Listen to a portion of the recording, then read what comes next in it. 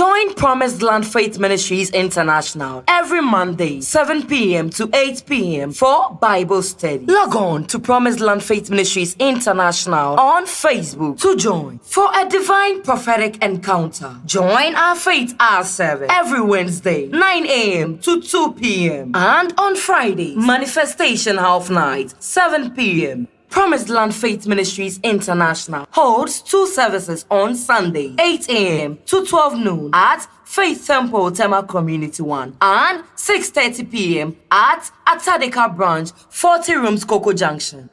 Remember that we bring you a 3-day power-packed conference every last weekend of the month. Friday, Dominion all night at 9 p.m. Saturday, prayer and deliverance session. Sunday, victory service. He is God. He can do all things.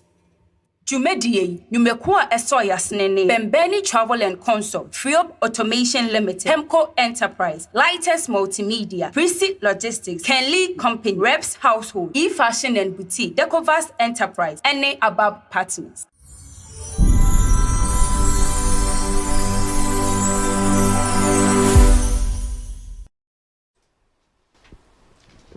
Hello everyone, welcome back. This is Health Talk on PCTV, and this is where we delve into depths of health and the well-being on this station, and you are most welcome here. We also have experts on this channel that gives us insight and then practical advice regarding health issues. So I'm Abigail Kwe, your host for the show. And today we are looking into a very interesting topic. As you always know, we have interesting topics here on the show. And today we're going to look at sleep hygiene. Sleep hygiene. I know it's a rare topic that is being discussed on air, but that's what we're going to look at today. And before I introduce our guests in the house, I would like to acknowledge our mother, Apostle Mrs. Venice Ajimai Prempe. Mommy, God richly bless you for holding this mandate that birth PCTV, through which most of us have been blessed with the programs and activities on this show. We are most grateful for the opportunity.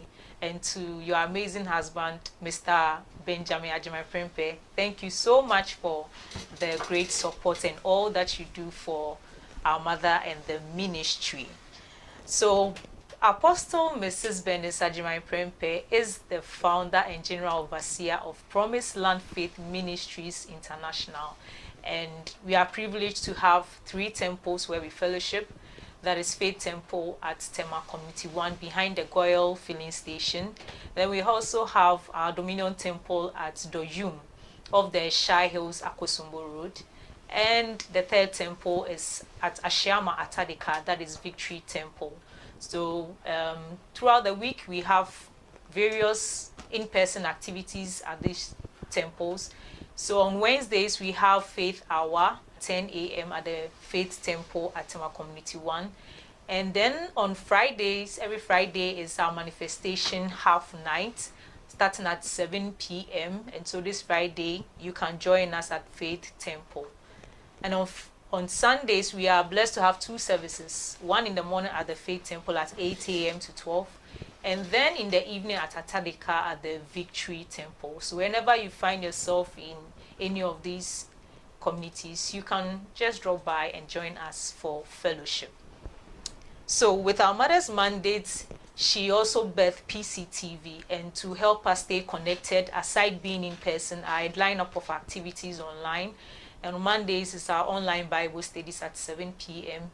And then from Mondays to Fridays, we are blessed to have our mother online with us 11 a.m. each morning on Visitation Hour. Then on Thursdays at 3 p.m. is Inspirational Hour with Pastor Jesse. And on Sundays, as we're having right now, is our Health Talk on PCTV. So, as we go into the topic for discussion today, I'd like you to just do me a favor.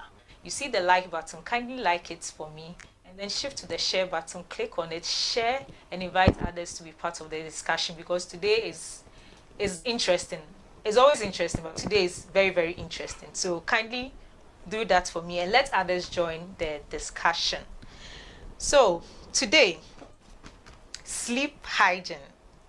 We have an expert with us in the house, and I remember when we were discussing this topic, what to do today, and the topic for discussion said, "Oh, most of the times patients are asleep, so what are we going to discuss?" And here we find ourselves going to talk about sleep hygiene. So you're welcome, Dr. Akua, to PCTV Health Talk. Thank you. It's great to finally have you on. We've been discussing this program for quite some time now, and by God's grace, today is the day the Lord has made it possible for us. Amen. Amen. Thank you. Thank you for having me. You're most welcome. You're most welcome. So before we go into it, I was just telling our audience that last Sunday, before we decided on the topic, you were saying, what do we talk about? Because most of the times your patients are asleep. So kindly tell us what you do that most of your patients are asleep. We can get to know what you do, and then we move on into the discussion. Okay. Yeah. So I am Dr. Akua Kissi Prah, already been introduced. I'm a resident with the Department of Anesthesia at Kolebu Teaching Hospital. So my job is to assess patients for surgeries and then give them medications. Those of them that require general anesthesia, that is total knockoff, we give them medications to sleep so that they don't feel any pain during the surgeries. There are other aspects of anesthesia, but today our focus is sleep hygiene. So yeah, that's how the sleep hygiene is related to my work. I basically am a sleep doctor. That's how people call me sometimes. All right, sleep doctor. So you're welcome once again to the show. So we know we have an expert in this area, and so let's quickly jump onto the topic. Mostly we hear personal hygiene, hand hygiene, but today is sleep hygiene. Yes. What is it about sleep that needs to be hygienic for us? Okay. So what is sleep hygiene? Okay, thank you. So sleep hygiene, we all know, consists of two words, sleep and then hygiene. Hygiene is basically the science of health. There's the science of health. But then sleep is our main focus here. So we are going to talk about the healthy things you need to do or know about sleep. Yes, so sleep in itself is just one of the usual normal phenomena God puts into man to help us, for the body to repair itself, for the body to rest, and the systems to also have a break.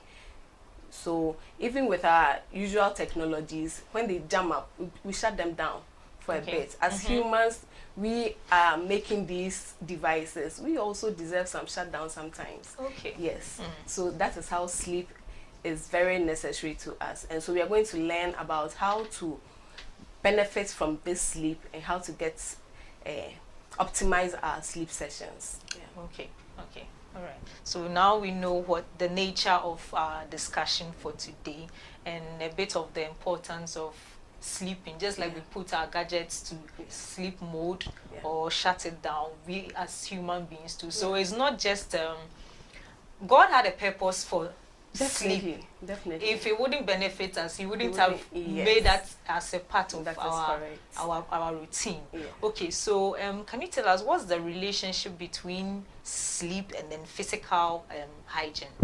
Okay, so sleep in itself, let me just start from the very beginning. So sleep is generally generated from our brains. It comes from our brains, and that's like the main deal for our whole body in whatever we do as a human being, giving the speech, even this discussion we are having. Everything that we do is being controlled by the brain. So it is the master planner of the whole body, and there are sections to the brain. There is what differentiates us from animals is what we call the higher centers.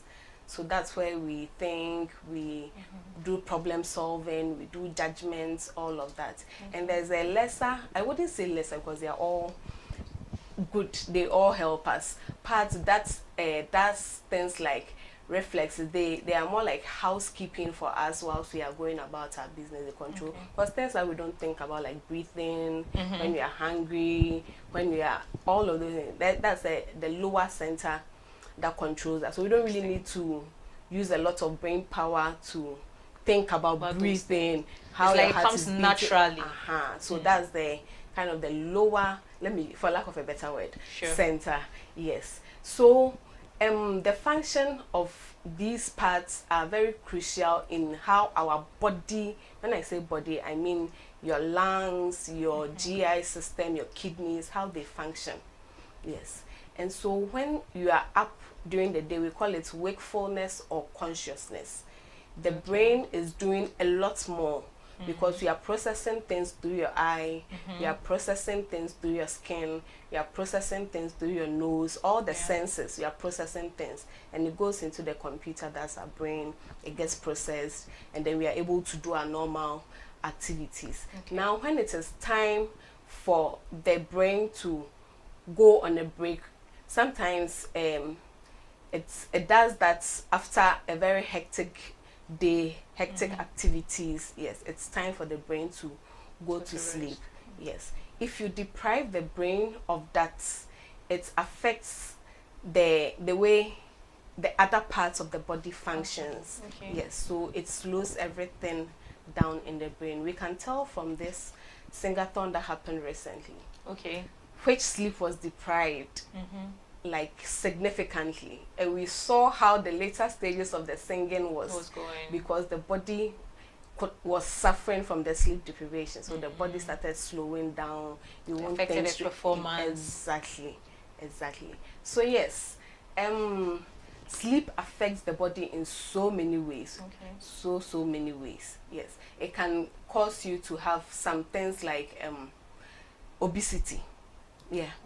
Yes, sleep deprivation causes obesity, type 2 diabetes, anxiety, depression, accidents, because you are depriving the body of the rest that it needs. Another thing too that I think I need to mention is that when you are asleep, it is time for the brain to heal the body, because of the activities. Yes, because of the activities of the day. Maybe you are hurt because of the adrenaline in your system. You just do things, go through the system. Maybe it's painful, it's not, but you just move on with whatever you're supposed to do. But when you are asleep, it is time for the brain to go about healing. Sometimes it's not physical healing, it's metabolic injuries in the system. Yes, so it goes about healing that as well, repairing things. And one other beautiful thing, it is rearranging and storing memories. So all the things that has gone on throughout the day, it is now, it's just like a librarian. After the close of the day, it's just shelving things, ordering things for you for later use. Recall. So if you don't sleep well, you have a problem with recall, because the brain didn't have that time. Yes, to shelve all the memories. Exactly, to rearrange things and the healing. So once you are up and you are depriving yourself of the sleep, the metabolic repair cannot also go on, and then it just causes so much stress to your body. There's this thing called the stress hormone, and it's when you are exposed to it continuously, that's how you develop the type 2 diabetes. Yes, that is how serious sleep is. It is very serious. Obesity, as for the anxiety, it is it's something that we can't. Once you are awake, the adrenaline and things are making you so alert, you get anxious.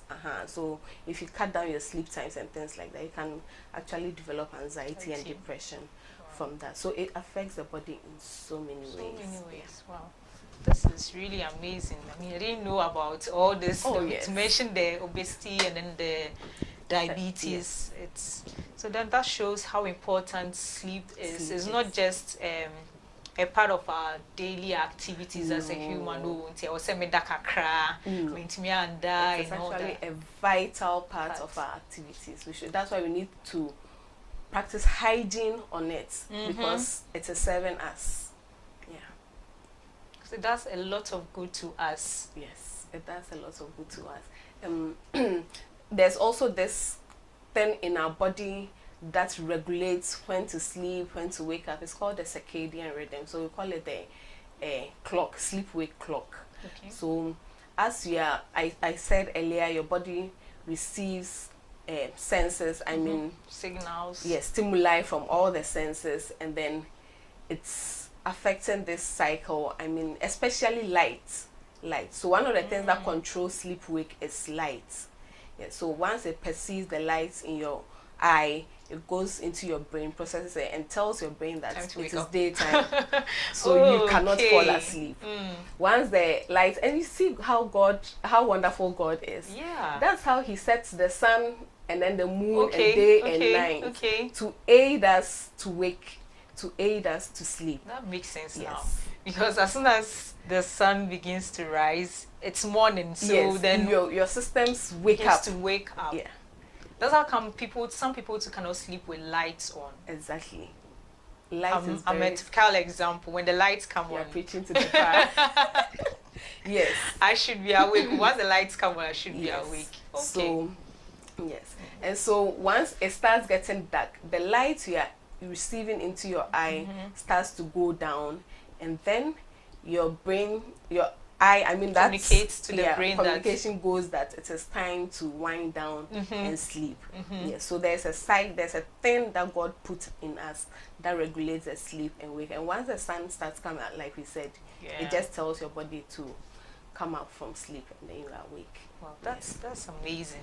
Yes. So, having said this, our routine and our activities affect our sleep pattern.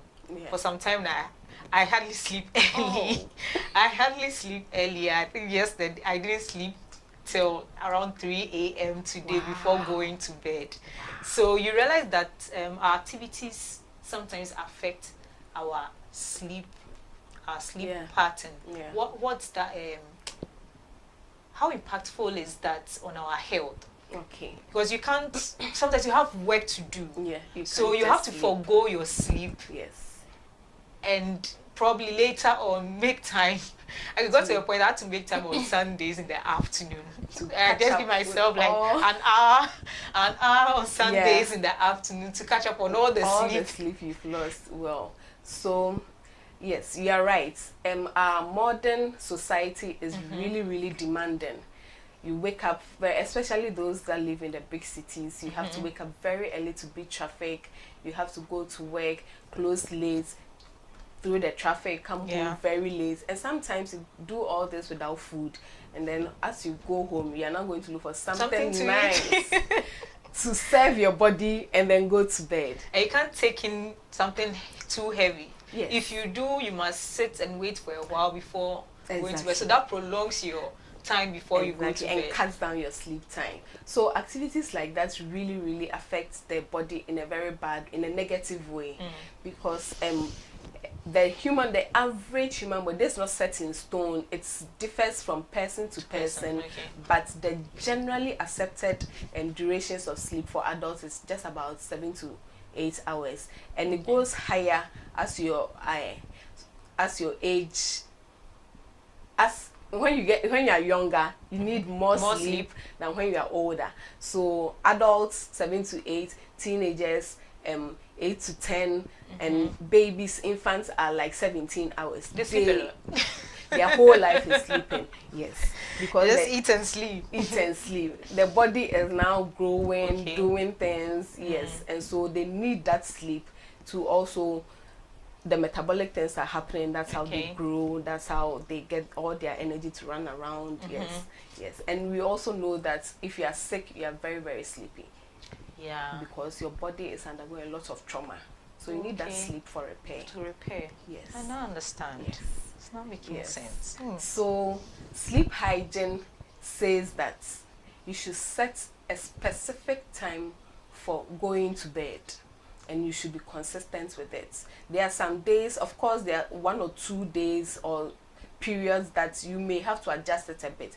But that shouldn't be the norm for you. For me. You should teach your body that if, say, your schedule is like mine, you get home around 7 p.m., you can have about an hour or so for wind down. And then tell your body that by 9 o'clock, you should go to bed. You should go to bed. And that also goes for things like setting boundaries with your phone. people calling you. Yeah. So personally, this is it's a personal decision. It has nothing to do with anybody. It's just for my personally. After 9 p.m. I don't pick calls. Okay. After 9 p.m. As I age, I'm sure I'll bring the time down. I don't, and before 6 a.m. I don't answer calls either. Okay. It is just a boundary I set for myself and how I relate with my device, so that I will improve my gain from sleeping and then rest. Yes. So you have to get specific times for yourself and wake up times. If you use an iPhone, I'm sure this concept would be familiar, because the phone, I think when they are building it, they consult specialists and things like that. So it has a period where it tells you that sets a bedtime. When you set the bedtime, it will ask you, when do you want the phone to wind down? And then you choose. So I choose 15 minutes. So when it starts, it will tell you that your phone is winding down. Once you get that alert, you yourself, you should get ready. Exactly, should be winding down. At sleep time, it will change the settings on the phone, and then it will block out some things, and then you can sleep. And then you tell the phone also when to wake up. Yes, and then when it's time, it will wake you up. And if you have noticed, when it's waking you up, it does that gently. It's not like the rigorous way that your friend will come and or you just someone will just jolt you up. No. You don't do that. Yes. So I'll explain why you don't do that. Yes. So these things, they do them with a lot of research. So it starts gently, just to bring your mind back, gradually drawing your mind. So before you know it, it's time. You can hear it's blaring, and then you are finally up to shut the alarm down. Yes. So you have to set that specific time. You can use devices to help you. So devices are very tricky because they actually help. For me, in this manner, it is very helpful.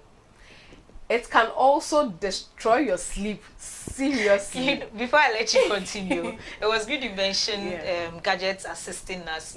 I've actually been using that a lot, but I fought because it tells me to wind and I tell the phone, shut up. I'm not ready to wind down yet. I still have stuff to do. So I've set the goals for myself to have enough sleep. I still go about doing your defaulting the times I've set for myself. So like I said, it's true. You can have these gadgets to help you. I've set all the times and no, but I find Abigail just finds herself. It tells you time to wind down and just turn it off. It tells me sleep and I just turn it back to focus. So I can have time, a little more time to work. But when it happens that way, most of the time I just tell myself, no, you have to go to bed. You really have to.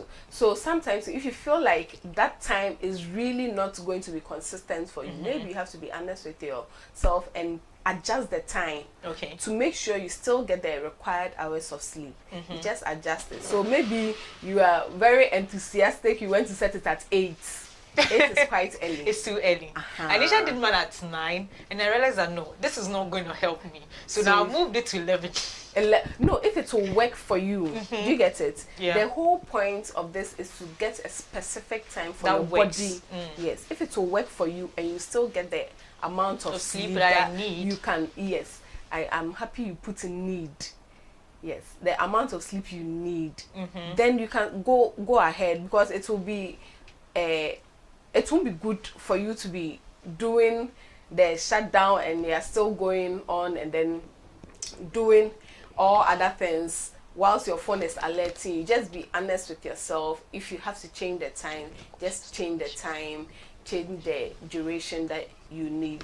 Okay, so the reason why I said this, it's good you mentioned need, is that we already mentioned the 7 hours. It's not set in stone for everybody. How do you know that this is the amount of sleep that you need? It depends on how productive you are the following day. If you go to bed for just 5 hours and the following day you are 100% productive, that's probably how much you need. Okay. If you go to bed for 7 hours and in the morning you are cranky, you cannot focus, you cannot You're still work, drowsy. You are very drowsy, then you probably need more sleep than you anticipated. Yes. So you learn your body and you learn what works best for it. To steady yourself. Exactly. So that you can put in that time. So if you can be very productive on 5 hours of sleep, just set that and use that. The body will learn, the body will work perfectly with that. Yes, I know some of these billionaires are sleeping just like 5 hours and so on. Yes, and they are functioning. They are functioning well. And they are making money from that. So yes, if it will work for you, just go for it. Go for it. The other thing about sleep hygiene is our lighting system in the room. Okay. There's yellow lights and there's blue lights. So yellow lights, we see it in the early morning sun, late morning sun, the yellow light. It is very, very conducive. The ambience that light gives is suitable for sleep. It's very conducive. And so there are lights that are yellows. Most of us don't like that. At all. Some of the changes you can make is that you change your room lights to that yellow light because it sets the ambience for sleep. Blue lights are in televisions, your mobile devices, and then the LED lights. They are very stimulating. It will be very difficult to fall asleep with blue lights touching your eye, entering your eye. It's telling your brain that we are awake. We are awake. We should be awake. I think that's why it's been made on the phones to switch. So you have that option to tell it when it's time to wind down. Then the light setting switches. Exactly. Turns down the blue light. Yeah. So that your eyes won't get a lot of light, and then you can wind down and sleep. So maybe the light in your room, maybe it could just be the light in your room that's preventing you from sleep. You can change it to yellow. Another thing that does is that it won't be conducive for you to be doing work with a yellow light in your room. Because if you have yellow lights, the vision is just a bit, because that's what we need to sleep. So the vision is just some way. You're not able to really work out well. You become feeling drowsy. I need to sleep. Yeah. So that will work in that manner as well. And a third thing you need to do to improve your sleep hygiene is dedicate your room for sleep. Is it your work office or your sleeping place? You're preaching to me. Or your dining room. Dr. Eke, you're preaching to me. Unintentional, but I'm sure it will help you. Yes. So you decide what you use your bedroom for. Someone will also say, I am in just a single room, so I do everything in my room. What do I do? Dedicate your bed for sleep. Get a chair for work. I will. I will. So dedicate spaces so that you train your mind that when I'm sitting in this chair, it is focused, we are working. When I'm sitting in this luxury chair, maybe we are doing some meditation or Bible study. When I am inside the bed, it is sleep time. So the things that will promote sleep hygiene are very, very, very little. Things that we don't really pay attention to. But those are the things that help us. Another thing that you can do is not to exercise, vigorous exercise within 2 hours of your bedtime. Because when you are exercising, you are producing a chemical called adrenaline. We know adrenaline is a fight-flight hormone. It is just for activity.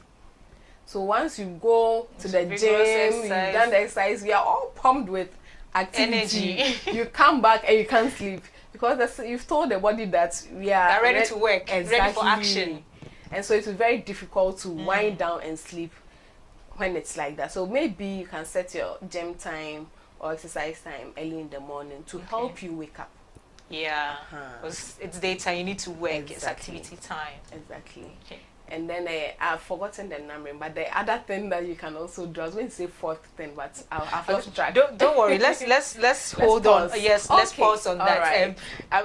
Before you go on a commercial break, you got me right there when you said dedicate spaces. Yes.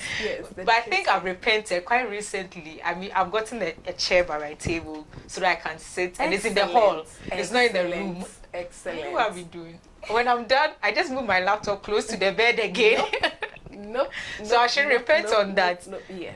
When I'm done, I leave my laptop there, go to bed, and then sleep there without my laptop, without my gadgets with me, and that will help improve my sleep hygiene.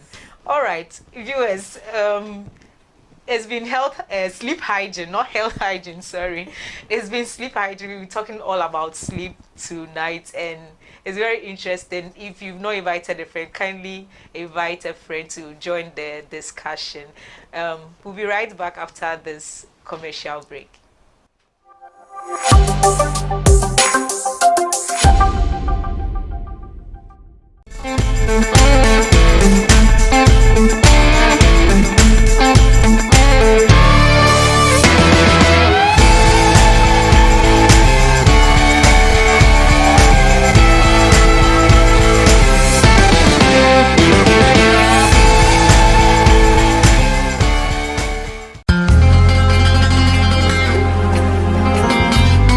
The past years have been mega. This year promises to be tremendous. It's here again. 3 days of divine encounter. Dubbed Let God Arise. Psalm 68 verse 1 to 8. God is set to arise for your enemies to be scattered. Join us as we pray our way into greater glory from Wednesday 15th to Friday 17th of May 2024 at 6 p.m. each night. Ministering Prophet Patrick Edusei, the General. Host Apostle Mrs. Benisa Jiman Prempe. Venue Promised Land Faith Ministries International. Faith Temple, Dema Community 1 Casino, behind the Goyle Filling Station. For more information, contact 0243 232 454 or 0243 804 676.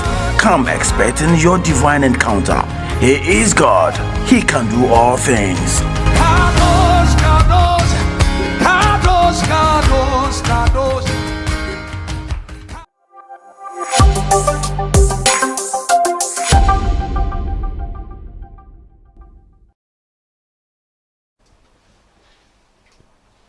All right, welcome back, viewers. You can see me all smiles because today's topic has been about sleep. And it's all about sleep today. And we are privileged to have Dr. Akua Kissi Prah, a sleep specialist, because most of her patients, as she's told me, are always asleep. And she's been educating us today about the benefits of sleep, what goes into it, and all. We've had quite a lot being discussed already, and so we move on to what are some of the misconceptions about sleep? Do you encounter any of such in your practice? Yes. So what I have noticed is that most of the time people do all sorts of things and then expect that once they go to bed, they go and lie down, they should be asleep. It doesn't happen that way. It doesn't work that way. It doesn't work. As much as sleep has been inbuilt into our system, if we don't keep it hygienic, it will be difficult to achieve sleep. So it means you have to make the conscious effort to achieve sleep. To achieve sleep. And also another thing, this is mostly from the elderly, they expect to have as much sleep as they were having when they were younger. But that is also not the case, because as you are aging, the system is changing, the brain is changing, and then so you are sleeping less. It is a change that happens in the body.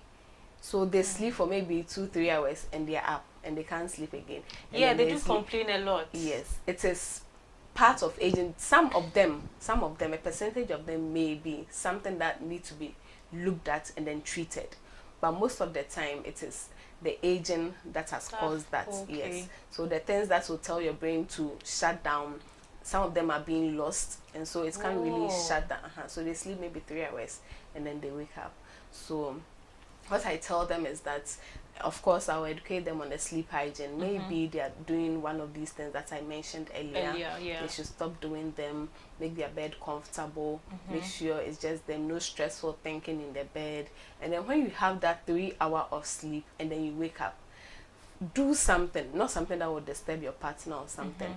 You can find another activity to do. Maybe you can read a book. You can read your Bible. I know these our old ladies and old men. Yes, read your Bible, and you be amazed how you can drift back to sleep doing those activities. If it's the radio or something you want to listen to, I mean, be very considerate about that if you are sharing a room, and then you can so you can be productive in that period. And then you may actually achieve sleep again sometime later.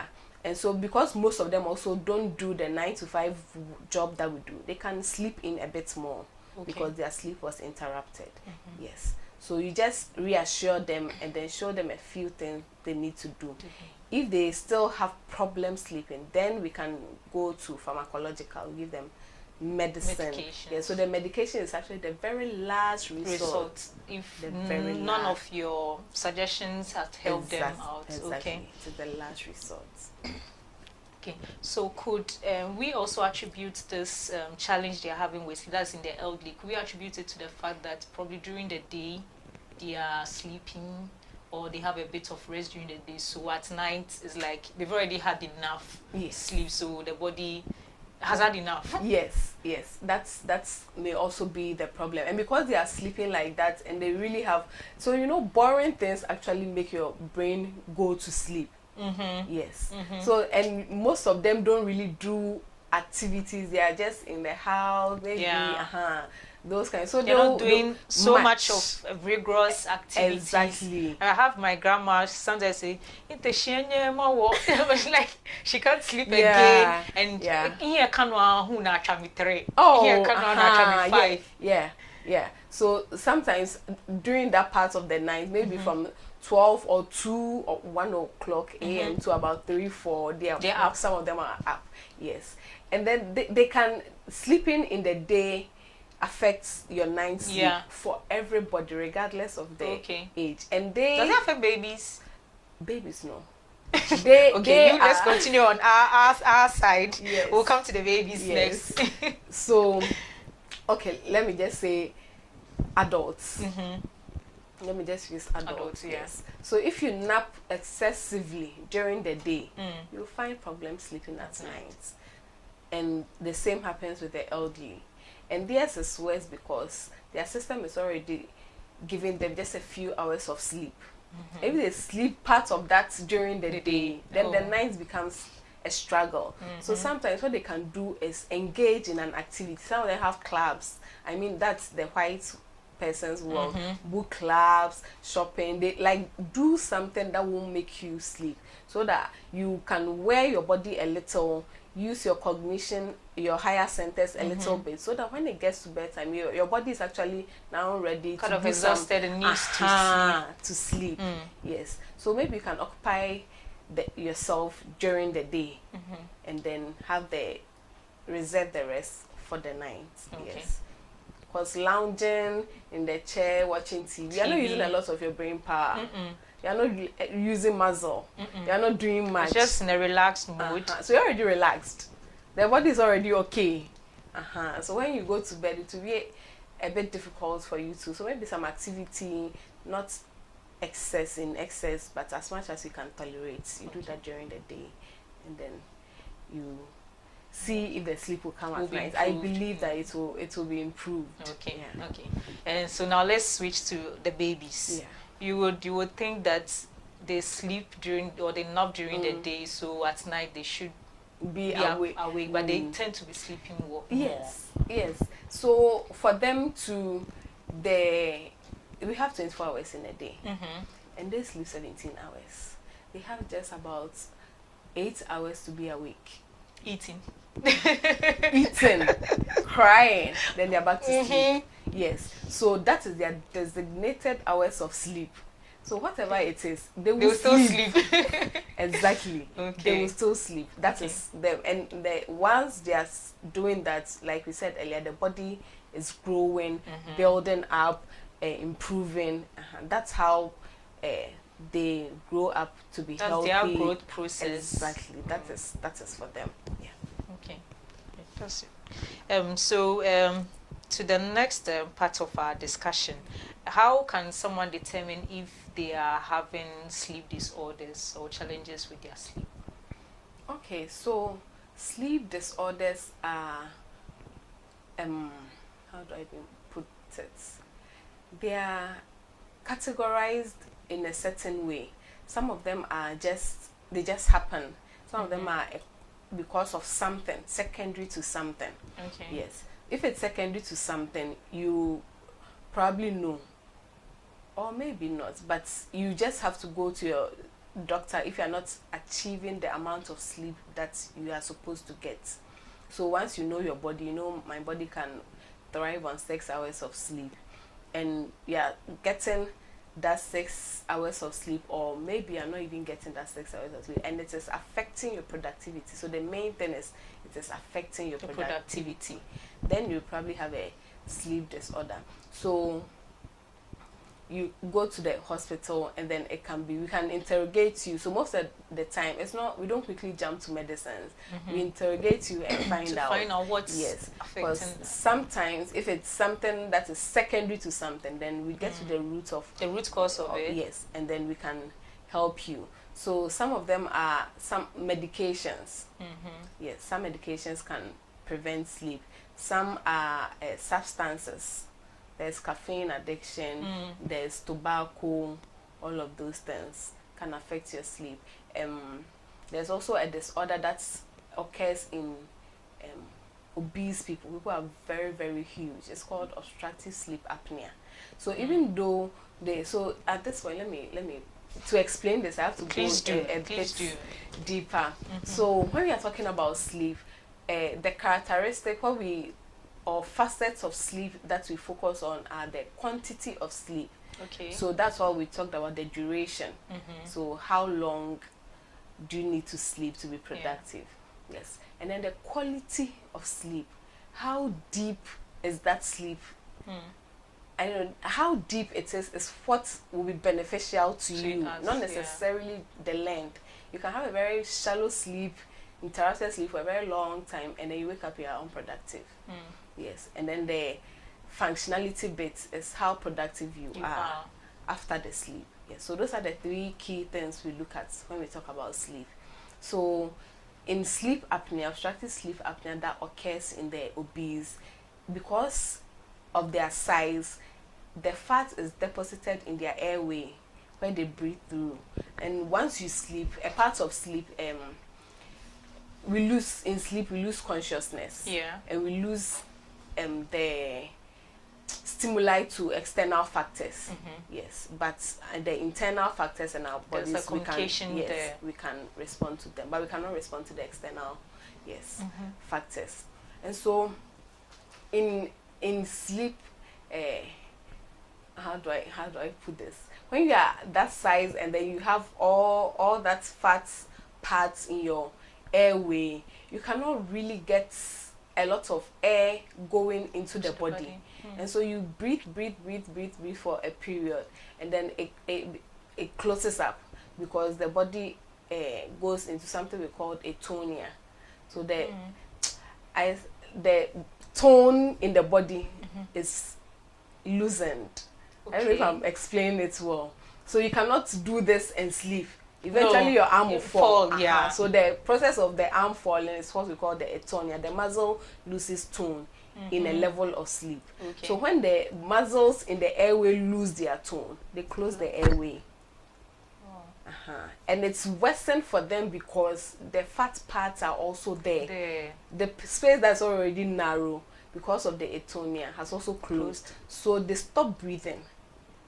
It's serious. They stop breathing for a period, and when the body tells the brain that you're not getting oxygen, something is happening, then wakes you up. Exactly. Then they wake up and then start breathing, and so it really interrupts the sleep. Even though they are getting the quantity of it, they are not getting the quality of the sleep. Not there. Yes, and so they wake up even tired than they went to bed. Yes, so that is a very dangerous, let me use dangerous. Because when you stop breathing at a point, what if the body also doesn't communicate that challenge? You're not breathing. Then you are in trouble because then you are on your way out of the world. Yes. Some people, I've heard of a few, just 1 or 2, that people pass away like that. Okay. Just a few. It's not serious. Because the body normally will just jolt you back to start breathing again. And so then they wake up, then they start again, then go apneic, and then the body. So it's a cycle like that. And so because of that, they don't really get the deep sleep that they need. And so they wake up and they are so tired. So people like that need treatment. That one is not something that we counsel on. We have medication. Well, we'll counsel you on your weight. But there's also treatment. There's a machine that we call CPAP machine. We put it in the nose to force the airway open even when they are asleep. Oh. Yes. So yes. does it become like a part of their life now? Yes. Yes, until you lose weight and you lose that kind of fat pad in your system. Is there no medication that can quickly clear those fats? No. There's no medication. One of the signs that you may have that is snoring. So, but you can't say everyone who snores has this condition. Yes. One of the, so people think that it's just, in fact, snoring itself means that your airway is narrowing. So then the air that is passing there is the one that is causing the noise. But if your airway is big enough, it will pass there freely. Without if it's the noise. yes, narrows down and it's as or forcing the one so it makes that noise. Yes. So once you start snoring, or you know someone that snores, you can ask them to have themselves checked up for obstructive sleep apnea and get treatment for it, because it's a vicious cycle. Because once you're not getting enough sleep, you're getting diabetes, you're getting obese. The obesity is causing you not to have enough sleep. You're not getting enough sleep, you're getting diabetes. It becomes, as you say, it becomes a vicious cycle that needs to be checked. Yes. Wow. Yes. Some people too would say, I've been snoring since. And nothing happened to me. Yeah, maybe it is not so bad to cause apnea. So is someone like that? If someone says, "Oh, I snore, nothing happens to me," you just check their productivity after sleep. If they are still able to be productive after sleep, they are not tired during the day, they are not sleeping during the day, like being fatigued during the day, and they are probably okay. But if they are snoring and they have any of those during the day, their productivity during the day is not very good, then it may be serious for them. They have to get it checked out. Yes. Sometimes it's just so this snoring also can happen in kids, in children. Yeah. Sometimes it's the tonsil that is closing the airway. Yeah. Last time we had a discussion on it, the lady brought it up that snoring in children could be as a result of the tonsils being enlarged. Yes. So once they take the tonsils out, they should be fine. So yes, you have to have it checked out so that we find out what is happening. What's causing that? Yes, and address it. Exactly. Exactly. Wow. Okay. So now let's go into food. Okay. Because you touched on a bit on that about coffee and all that. Yes. Some people would say, "Oh, when I take in coffee, I'm very hyper. I cannot sleep." Others too, it has no effect at all on them. Yes. So can you talk about the relation between food and sleep? Yes. And how to tap into food to improve our sleep as well. Okay. All right. So food and sleep is their let me just say inversely proportional and explain. So the more food you have close to your bedtime, the more alert you'll be. You cannot sleep. Yes. So there's this saying that's eat your breakfast like a king. All the things you can think of. Okay. Eat your lunch like a queen. Moderately, good enough. And eat your supper like a pauper. Tea na milk in you now, but no makoda. No one will. Tea in itself is stimulating. Yes. So you can find something extremely light. Something This is you. Well, it's you, but you can add some Milo. May not be, because Milo doesn't contain tannins, it doesn't contain caffeine unless it's a 3-in-1. Sometimes they mix coffee and Milo. You can have Milo. You can have maybe a small portion of rice. You can have small portion may be very relative. Like I said, like I've been at work the whole day. Probably I didn't get a chance to eat. So this is the time for me to eat before I go to bed. So that is not a small portion. So if you realize all the things we are discussing, you need to be extremely intentional about it. I want to do this for myself. It's the same with trying to lose weight. You need to be intentional. It is not default.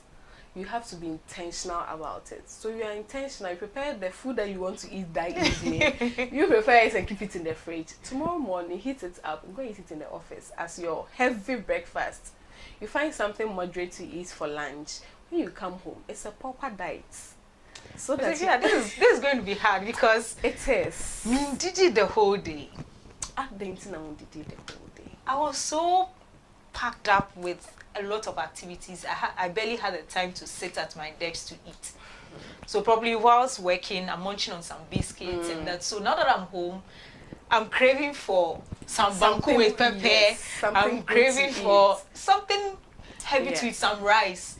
Though I know it's not good. My taste buds are. You see that thing. My taste buds are watering for it. I understand you, and it is what today's society has become. We are rushing through things, deadlines, we have to do things. But I remember what my boss once told me, Charlie, if it is time for lunch, stop what you are doing and go and have lunch. It's lunch time. Abigail, stop it. It's lunch time. Oh yes, you need to set those boundaries for you to remain healthy, to continue what you are doing.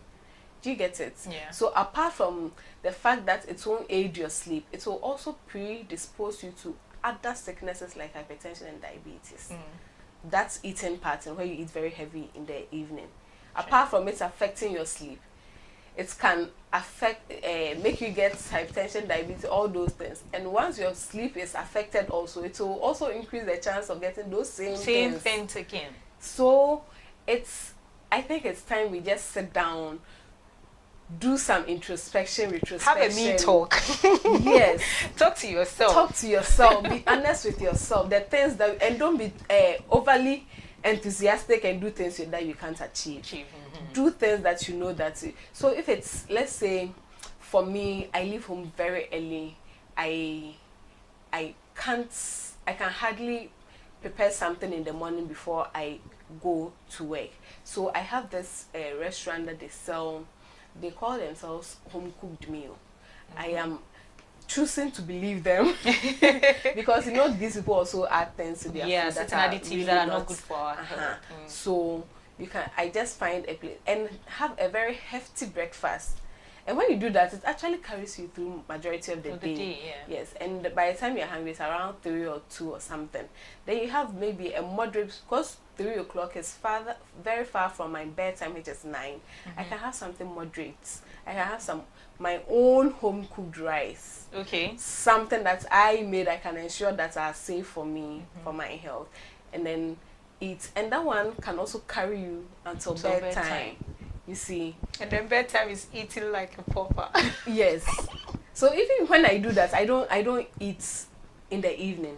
I just do 2 good servings for the day, So you can find your own routine, find your own how you adjust things to work for you and stick with it. It's apart from the sleep things, it will help you prevent, because nowadays another worrying, this may be a bit tangential, but another worrying thing I've seen is people 18 years being diagnosed with diabetes, hypertension. And that means those diseases cannot be cured like malaria. They can only be managed. That means you're going to take medicine. If you are going to live till 70, from 18 years, you're going to take medicine till 70. Apart from the fact that it's chemicals that we are ingesting, the money involved. So sometimes we need to take care of ourselves right from the word go. Thank you. Sometimes these things will seem like, we didn't even come a schedule, I say a bit too much. But for your own safety and then for your future, I think it's worth a shot. It's worth doing. Yeah, it's worth it. It really is. Yeah. So eating a very heavy meal before your bedtime is a no-no. No. Something like, you can do bread, you can do pancake. I will say pancake is heavy because it contains egg. Yes. And the body will spend a lot more time processing the egg. What if me inumri bread and yeah. And it shouldn't be very close to your bedtime. It shouldn't be very close. 11 o'clock. At somewhere around 7:38, you can have that. Okay. Because it is very far from 11. From 11, okay. I have about 3 hours. Exactly. And then it's filled with, make sure it's filled with some activities, not just sitting and watching TV. Some activity. Even if it's brain work uses a lot of glucose. So yes. even if it's brain work, yes, that will be fine. Okay. Yes. So, things I've already mentioned alcohol. Alcohol, some people will say that, oh, when I take alcohol, I'll be drowsy and then I'll sleep. But the problem with alcohol is that if you are drowsy and you sleep, it will give you the duration, the quality of it, the quantity of it. It won't give you the quality of the sleep that you need for the repair and the maintenance of your body. So alcohol too is a no. It's a no. Smoking, no. Yes. No. Hey, today I forgot some of my viewers. Please forgive me. I'm so enjoying the discussion that I forgot about you. Please, kindly send in your comments, your questions in the chat, and Doc will be in there to answer you in the chat section. Please forgive me. Please let's continue. I've been so engrossed in it that I forgot to alert our viewers. Okay. So yes. That's mainly with the food, not to eat very close to your bedtime, not to eat a heavy meal close to your bedtime. Try and stick to the proper diet close to your bedtime. Yes. That's it about. So you asked the question about the meals, but I want to chip in something. Please do. Another thing that you don't have to do, or another thing that will help you achieve better sleep will be things like some sounds can be really irritating, especially in this era where there's so much light, so people have generators that make so much noise. It won't affect just your household, your neighbors too will get their share. Yes. So sometimes sound, these small things, maybe sometimes it's just be a clock going during the night. It can affect some people. Some people can sleep through, that's fine.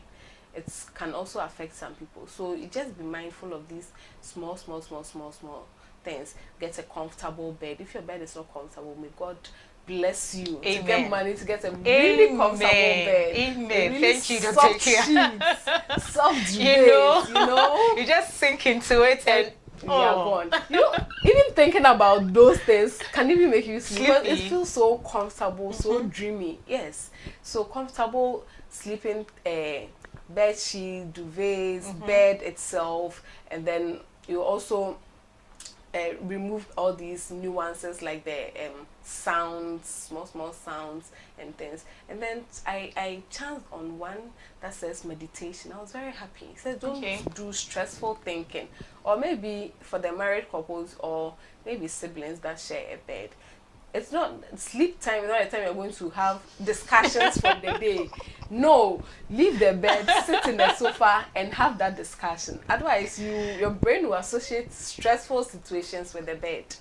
So you may have encountered certain things that you need to settle on in bed. Like, so you are like, I'm not discussing with myself. This, that, I should have done it this way. I will attack it this way. I would address it that way. Yes. There is that. You will think that, oh, maybe I don't have my phone, I don't have TV, I don't have laptop. Then let me think about how to plan things for the day. Yeah. That will also stimulate you. And especially if it's something about deadlines, you've got your adrenaline running. Go back to my laptop and... Exactly. You get adrenaline running and that will impair your sleep. So as much as you can relegate all those stressful discussions.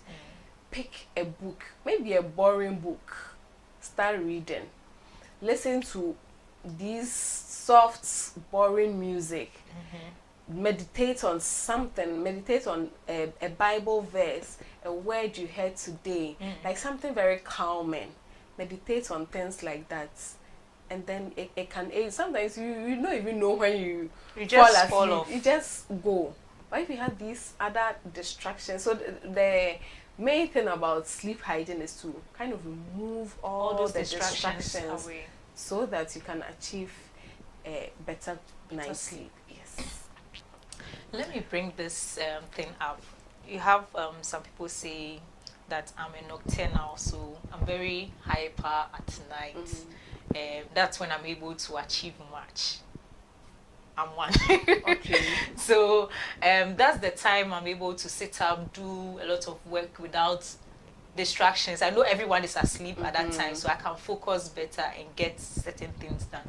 How should such people go about achieving healthy sleep. Because in the day too, you are active, you should work. That's not time for me to sleep. So I'm awake, let's say by 3 a.m. Right through to 11. So, and even the 11, sometimes I'm still active, I'm still hyper, I need doing things. Okay. So I know you mentioned we should be conscious and intentional about it. Yes. But here's the key. Let me push a little further so that you address that for me. Okay. So some people call themselves night owl. Activities are in the night. In the day, so how I understand them is that in the night is where they get most of their things done. Yeah. And in the day they are basically like tired.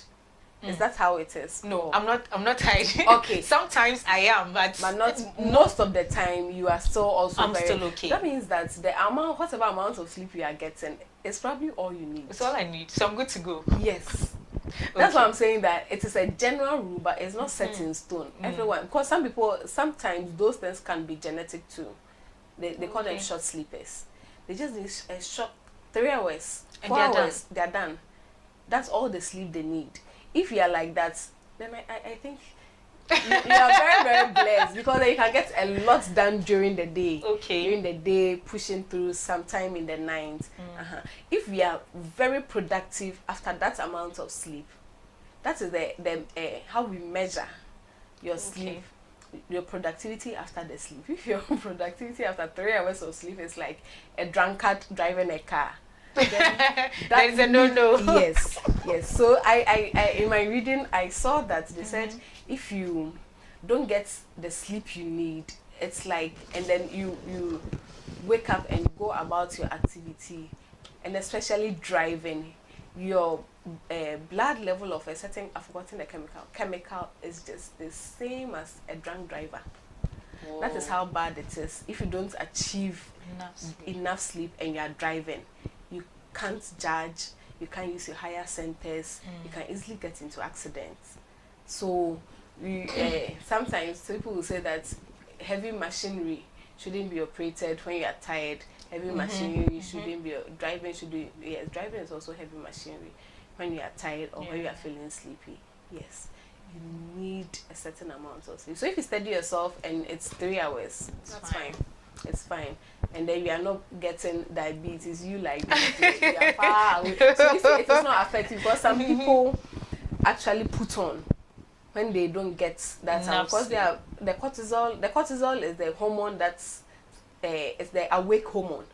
So once they don't sleep and they are stressed, they produce a lot of cortisol, and it's an awake hormone. The cortisol is also something that drives type 2 diabetes. So they put on, get obesity, get diabetes, and things like that. But I think we are fine. I'm fine. We are fine on whatever hours of sleep you are having. I'm fine. Also, you have to know what works for you and just go by it. So just don't look at someone and say, so let me give it a shot and push yourself. And force yourself, just learn how your body behaves, what your body can handle, what your body cannot handle, and then you just go with that. Okay. Well, this has been very, very, very, very interesting, and I've so much enjoyed today. I mean, I wish we could go on and on and on and on and on. And I'm happy we had this discussion today, because hardly do you find us talking about sleep, because you just go like, just lay down and then you are gone. When you're ready to wake up, you wake up. But it's an activity that needs to be well planned, well thought of, be intentional about it. And then, as you said, distractions should be way off our sleeping areas and all that. And I'm happy we've had the discussion today. Probably we may have touched on this, but then what are some of the short-term and long-term consequences of inadequate sleep? Okay, so a short-term consequence is not being able to think properly, not functioning your best. You are sleepy during the day, so basically you cannot get things done. You are fairly useless. Yes. That's You're not able to think through things properly and get it done. Because in the time of sleep, like I said earlier, it's when your brain is organizing things, storing things up for you. So you have a problem with memory. Because the brain didn't get enough time to shelve things that you accumulated during the day. And if it happens over a long time, then you're having challenges with memory. So you're heading towards memory loss? Or not memory loss, but you'll be a very poor... we can't rely on you for things, like to recall things. Yes. We can't rely on you. Yes. So those are the short-term things. And then you can easily get into accidents because you're not, like I said, really relaxed, really rested. You can easily get into accidents. You can get headaches. That's why I was saying in the beginning that you don't just jolt people from their sleep. Yes. It's good you brought it up again. I nearly forgot that. So we'll have to probably wrap up on that. So please go ahead. Yes. It's not good to jolt people from their sleep because there are stages of sleep. There's I'm not going to go too much into detail. There's a REM sleep and non-REM sleep. So it's usually a cycle. So you go in to the REM sleep, just come, but you're not up to consciousness. You're just a little bit light, and then you go back to REM sleep. So it's a cycle, and you don't know the stage in which the person is. And then we are just going to jolt the person back like that. If the person is deep into sleep, it can cause headaches for the person. It can cause very bad headaches for the person. People are like that. So some people, when they sleep, you don't wake them up like abruptly like that. Maybe you can just tap there. So try and bring them out of the deep sleep. Make sure they are light before they wake up. So maybe you can just tap or rub their skin. If they don't respond, give them some time. Come and do it again. Come and touch them. You don't beat people outside of the fact that it's bordering on assault. It's not also good. It can cause really bad headaches for the person that can go through the whole day. Yes. So be gentle with people and be considerate with people when you are trying to wake them. Unless it is an emergency like fire. That one. Yes, that one. Jolt the person, drag the person. If you can carry the person. Yes, whatever you need to do to get a person safe, you should. If it's not that kind of emergency, please be considerate with people. Yeah. Let me go to the parts of children and teenagers, waking them up from their sleep. How important is their sleep and how should we go about it? Because sometimes, like in our setting now, in the cities, you have to beat traffic. So you find kids moving out around 4 a.m., 4:35. Yes.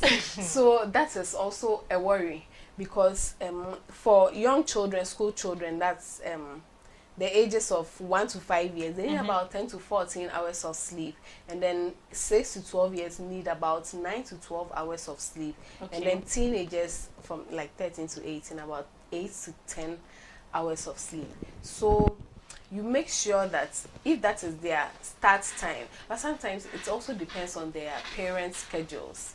Because if you want them up by 4, then you have to calculate like 12 hours. That would be like 4 p.m. Maybe sometimes 4 p.m. 4 p.m. They're not yet home.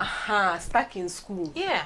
So I think the earliest that some children get home is should be around 6 to 7 p.m. Sometimes I'm returning from work, you have them in their uniform, still in cars, stuck in traffic. They are staying far off. They'll probably get to around 8, wind up by 9. They are now going to bed. And they should be up by 4. That's a big, and it is a lot of stress. It is a lot of stress for the kids because these kids, their brains are now developing. Their brains are now learning how to process things. And if you don't allow, as we said earlier, sleep is where housekeeping in the brain is done. Shelving things and things like that are done for them. So if you don't give them that needed time for that, learning will be a problem. We have already talked about memory. So that could be the reason why some of the children are not performing. Yes, because they are extremely tired. They go to class, they go and sleep. They can't concentrate. They can't. So they are not functioning their best after whatever hours they are having. So yes, it's bad for them. It is bad for them. So maybe people also want quality education. If not for that, it's somewhere close by that they can just walk to and walk home, so they can achieve that. Whilst you are gone, they can have some more sleep, have some more rest, and then they can achieve, go to school, also perform better, and then come home. So I think it's maybe deeper than that. Maybe bad systems, our education system is bad and things like that. But it's not really helping these school children. They are learning. They are learning to come and be productive in future one day. And this is how they are processing their whatever they are learning. So it's a problem. If you have any of the steps in your power to control, I think you can control that. Okay. Yes. If leaving very early leaving later than you usually do will not really cause you a lot of trouble, maybe you should make them sleep in a bit more. Or some people also talk about you know, after depriving them of the needed sleep for 5 days, they can make them sleep in on Saturday. After Saturday, they will leave them to sleep. But as much as it's for things like housekeeping, let me not use housekeeping again. Things like memory and things like that, they may be able to catch up during that Saturday sleep. But for something like the metabolic changes that occurred, they may not be able to undo all of it, because that's already happened. That's for metabolic change. It has already happened during the day, and you keep doing that for the whole term. We are not helping the kids. We are not helping. So as much as we can, let them have the amount of sleep that they need. As much as we can, even if it's really close to how much. If they need 10 to 14 and we are doing 10, I think we'll be fine. Okay. Or maybe 9, because it's getting close to 10. Then maybe as much as we can afford them, I think we should give them that. Okay. Well, thank you so much. I'm glad we've had this come up as we go towards the end, because we've had parents. It's a concern to parents when their children are not performing. I mean, no parent will be happy if your child is not performing as they should. And so parents, please, this has come up, and I believe it's a very good point that we need to really take note of. So if your child is not performing, you may want to check their sleep time, their sleep hygiene, cross-check, and if that's the cause of it, Dr. K has touched on a few things that may help improve their performance at school with regards to their sleep time. So you may want to consider that, and then I think there should be an improvement once you take on any of these advices. So Dr. Kia, thank you so much. All too soon, I think we have to wrap up on today's discussion. We probably have to have sleep hygiene part 2. We have to have that, and then look into other areas about sleep, because sleep is a whole big thing it seems simple, but it's not that simple. It's not that simple. It has a lot of aspects that needs to be really dealt with, especially like we just wrapped up on the kids' performance. I mean, who would have thought that sleep could be a contributing factor? And, you know, children too every individual is different, so their performances may be different based on the kind of activities they may be engaged in. Maybe your child could be like me, just a short time of sleep and they are good to go. The other may not be that type of a person. So let's address our kids on individual basis, and then see how best to help them, and then we'll achieve the results we want to see. So before we go, please, any last words for us on sleep hygiene? Yes, so the last words, what I would need you to take from this session is that sleep sounds simple. Like once I hit my bed, I should sleep. It doesn't always work that way. And we need to be very intentional about getting quality sleep. It is the quality of the sleep that will make us productive the following day. And so removing some of these distractions and stimuli will enable us to achieve quality sleep. Yes. So it's not just about the duration, even though that is very important, the quantity of sleep. We should also focus on having quality sleep by removing all distractions, and then our productivity the next day is bound to improve. Yes. Okay. All right. Thank you so much, Dr. Kiyab. I enjoyed this discussion tonight, You're and welcome. I can't wait for sleep hygiene part two. That's I so can't wait for it. can be arranged. Yes, we will definitely have a part two of this, and thank you, my lovely viewers, for joining me today. I mean, after such a long break, and we've had such a wonderful discussion today. I believe you've been so blessed. Your questions have been addressed in the comments as well. And if you have any more questions, you can. Is it okay to reach you on phone? We'll talk. Okay, we'll talk about that later. But is there room to probably walk into the hospital anytime and say like, hey, I'm having sleep issues. I can't sleep. Yes, so absolutely. So you can walk into any primary care facility, any hospital at all. So if it's not a referral center like Kulebu, okay, yes, you can just walk in and then tell the doctor you're having problems with your sleep. I'm sure they will take you through a lot of questioning to find out the root cause of that. Exactly, and then we can advise you. If you really need medication, we can help you with that. But most of the time, it is moving some of these distractions. Yes, so you can go to the doctor anytime and then talk about your sleep issues with them. Yeah. Okay. All right. Thank you so much. Okay. So there you have it, viewers. Just walk in if you are having sleep disorders and have yourself checked, get the root cause of it, and then that will be addressed for you. If you need medication, you go for it. Before we go, I would like to appreciate our sponsors who have helped make this program a possibility, help make PCTV a possibility. And we've had ABBA partners, our sole sponsors of Your Salvation Is Now Crusade, and last month we had a powerful crusade at Manhiam.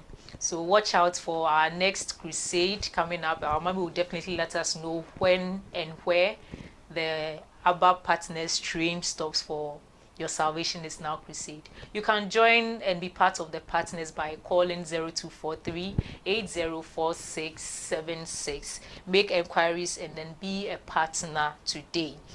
We've also had Ben Benny Travel Consults being a proud sponsor. They are located at Forico Mall, Osu, and you can always call them on 0244 362445 for any issue that has to do with traveling, your documentation, your passport issues. They are just a call away, so you can reach them and then they'll be there to help you out. Lightest Media, they are involved with graphic designs, photography, videography, and any other services that has to do with media. So you can always call them on 0577179863 or on 0548179863 for any media consultations. Hemco Enterprise, our proud sponsors, always providing us with water, Awake water. They don't have just Awake water, they have any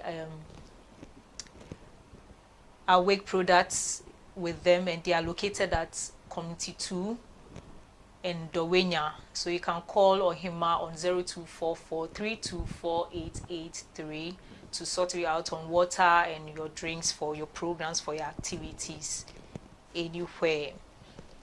We also have Rob Automations, and they deal in roofing and block making machines, construction, batching plants, installation, servicing, modification of all machineries. You don't need to travel outside the country for it. They are there to sort you out, and they are located at Amasaman Ajin Kotoku, and you can call them on 050 4939 395. Prissy Logistics is also there to sort you out on all your logistical issues. Do you have any goods to clear, importation, exportation, consultation on these any of these port activities? Do you need to transit, any freight management? They also involved in door-to-door services. So you can give them a call on 0246658161 or 0244777276. And Prissy Logistics will be there to help you. Kenley Company deals in home appliances, furniture, drawers, bedroom sets, office chairs, kitchen sets, all that's listed there. You can call them on 0244219633, and they are located opposite the Tema Stadium. You can buy or sell used and new items with them, so they are just a call away. Then we have Decovas Enterprise. They set up our studio for us, and they are into decor, planning of events, and so you can call them on the numbers shown on the screen, and they will be there to help you. Is it a wedding? Is it parties, outdoor rain? You need to wrap your gifts, send to people. They will be there to sort you out, so just give them a call. Then we have Reps Household Limited, and they deal in gadgets, household appliances. You can call them on the numbers showing on the screen, either in cash or on credit. You call them, and then you discuss the terms that goes with it and get the needed equipment or gadgets that you need for your household. And last but not the least is E-Fashions and Boutique. They deal in unisex attires and for both adults and kids. And so you can call them on the lines showing on the screen, or you can visit their shop at Tema Committee 1, that's adjacent the Committee 1 police station, and they will be there to sort you out on all your clothing needs. Okay, so it's a wrap for today on Health Talk. And before we go, I would like to say thank you once again to our mother, Apostle Mrs. HYGIENE Prempeh. Mommy, thank you so much for this opportunity given to us, and we don't take it for granted at all. We are very grateful. So viewers, thank you once again for joining us on the show, and we'll see you same time next week on this channel, PCTV Health Talk. Remember, sleep is not a luxury. It is not a luxury, it's a necessity, and so you must be intentional about it starting from tonight. I've advised myself, I have repented, so do same, and I wish you all a very good night. Thank you.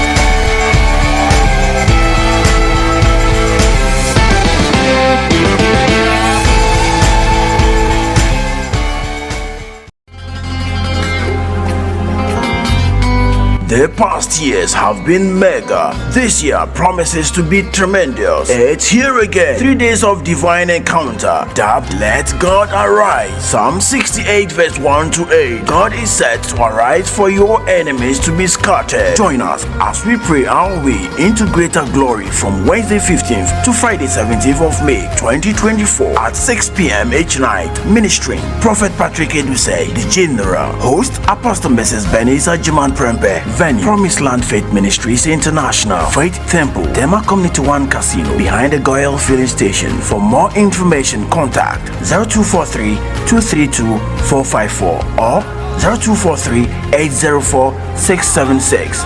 Come expecting your divine encounter. He is God. He can do all things. Kadosh, Kadosh, Kadosh, Kadosh, Kadosh.